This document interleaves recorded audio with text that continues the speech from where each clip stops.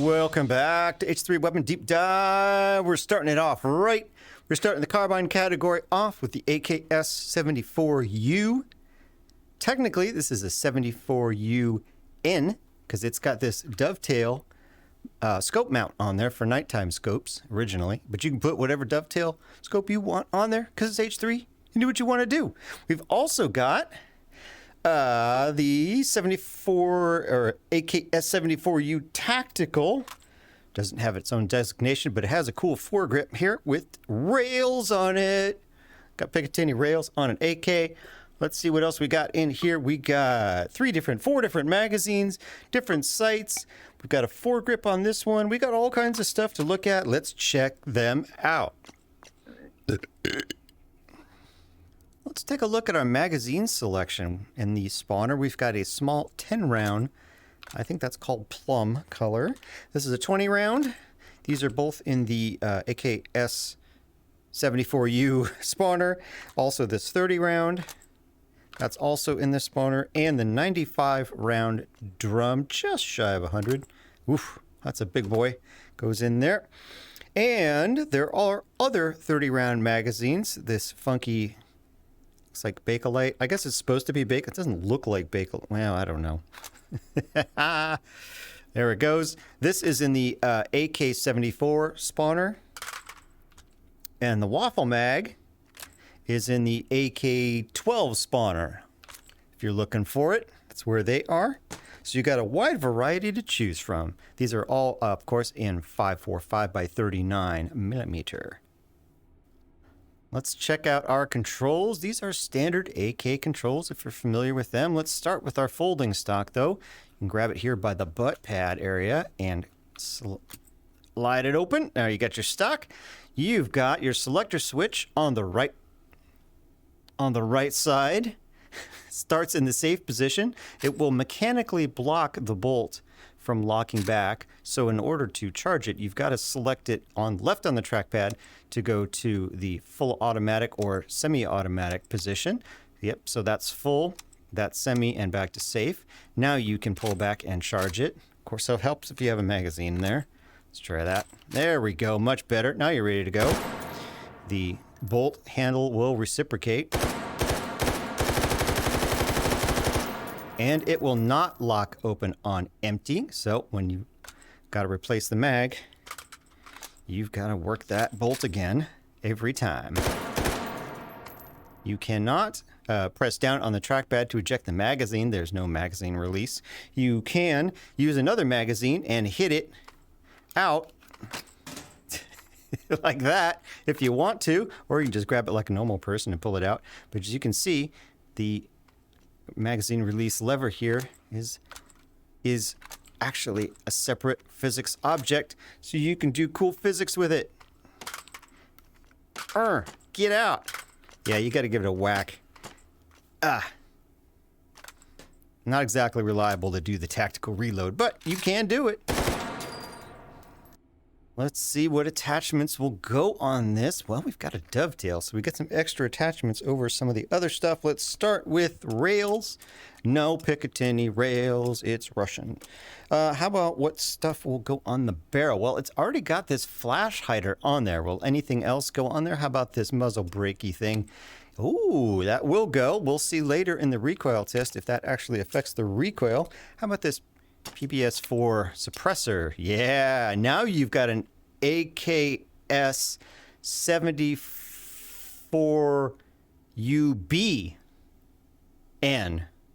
because it's got the dovetail. God damn.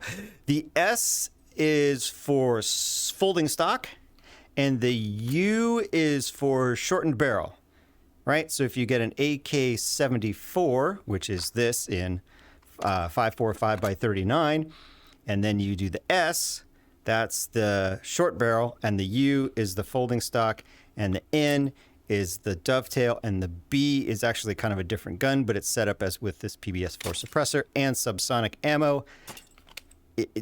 So many letters.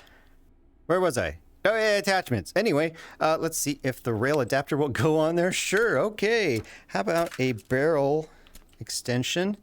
Yes, it looks a little silly, but it will go. What a standard suppressor. Yeah, that one works, of course.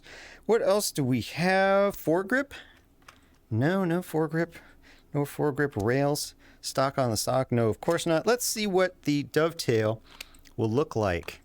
Yeah, that one in particular looks a little low. That ain't gonna work. But you can put whatever dovetail mount optic you want on there.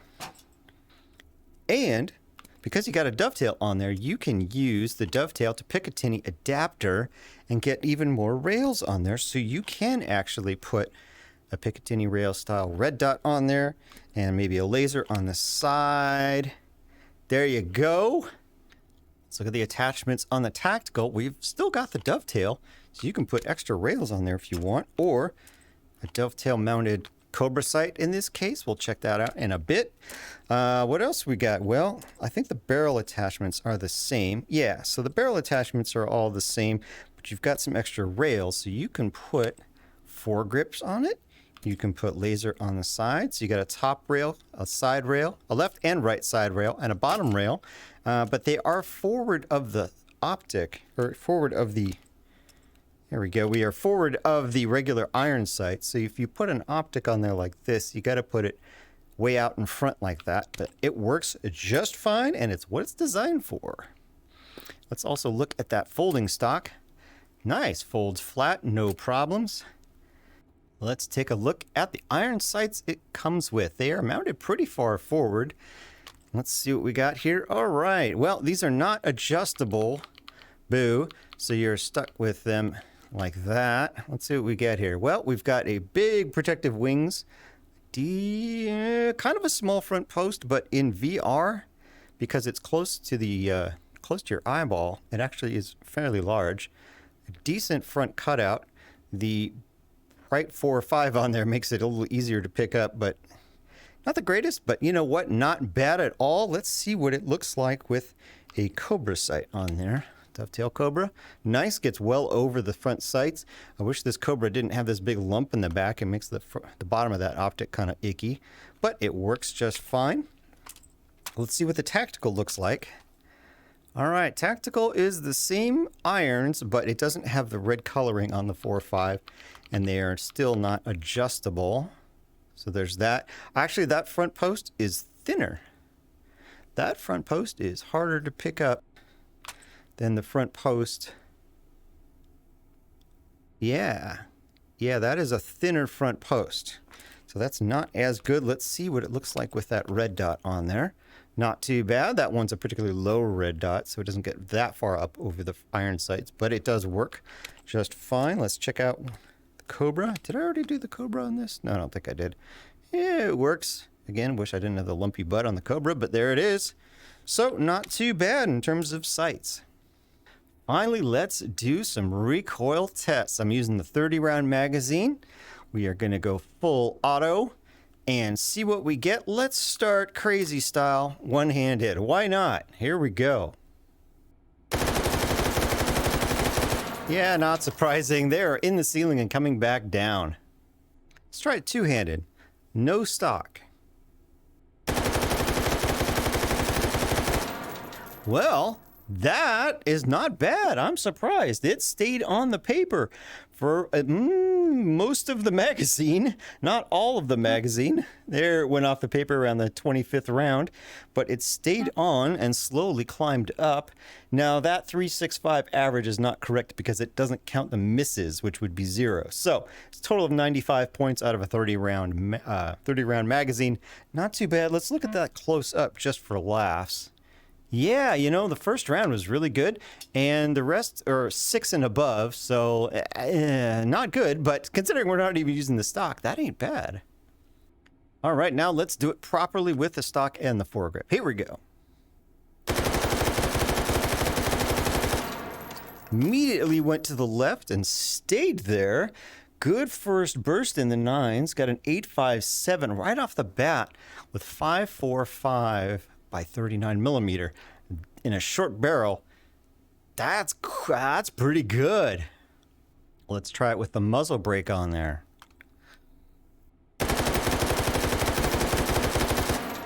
What was that? 8.5 something to beat? 7.87. Ooh, so we did not beat it. came out even worse. I mean, these are not super scientific experiments, but it doesn't look like the muzzle brake helps. So this is probably acting as a muzzle brake in the properties of the weapon.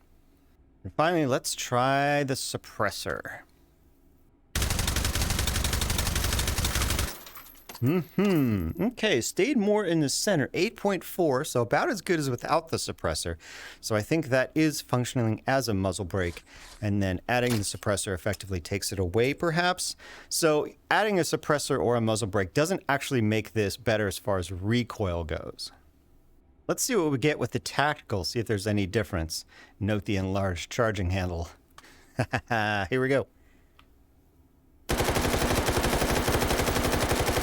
Well, it felt about the same, 7.1 average.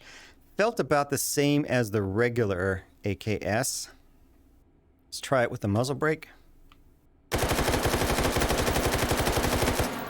Yep, felt about the same again, 8.33, still within that 7 to 8 range.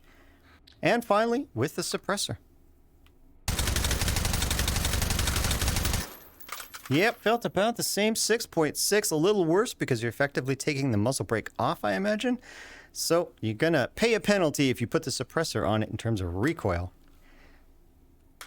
There you have it, the AKS-74U/N and the AKS-74U/N tactical. So many letters to choose from. Till next time, I will see ya.